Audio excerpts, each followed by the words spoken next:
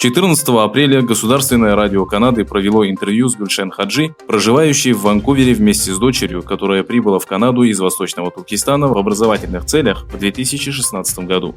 Женщина сообщила, что в 2018 году ее 45-летний супруг, проработавший надзирателем столичной тюрьмы последние 22 года, был задержан и водворен в лагерь перевоспитания. Через год Адила Якуба освободили, лишили политических прав и поместили под домашний арест. Гульшен Хаджи заявила, что беспокоится об участи супруга, своих родителей и уйгуров, попавших под репрессии коммунистов.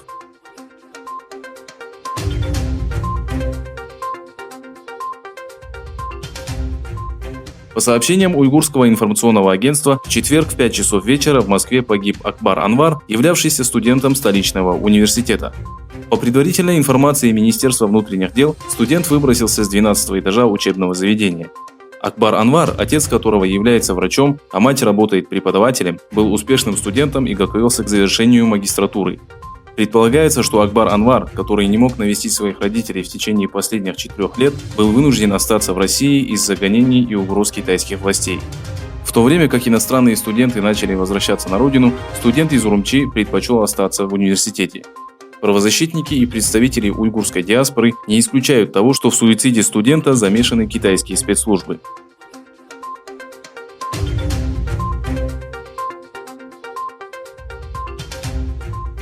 По данным британской газеты Daily Mail, получить желаемый результат в тестах, направленных на выяснение, появляется ли у человека иммунитет после заражения коронавирусом, не удалось.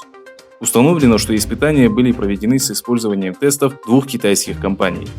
Правительство Англии сообщило, что начаты работы по возвращению 16 миллионов стерлингов, потраченных на китайские тесты. Производство местного теста находится в процессе разработки, сообщает официальный представитель Министерства здравоохранения Англии. По результатам опросов свыше 54% англичан считают, что вирус следует называть уханьским. Больше половины английского населения уверена в том, что в распространении вируса виновен Китай.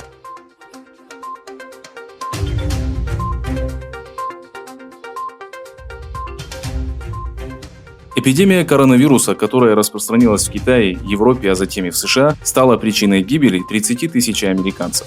Министерство иностранных дел США и американские СМИ обвинили Китай в разработке и распространении вируса.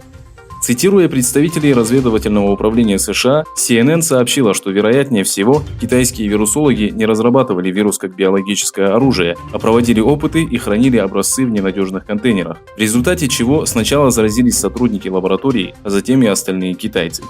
Вашингтон-Пост издала статью, в которой указывалось, что в 2018 году дипломатическое представительство США в Пекине обращалось в Министерство иностранных дел Китая по поводу безопасности уханьской лаборатории, в которой на тот момент проводились исследования над бета-вирусом, содержащимся в слюне летучих мышей.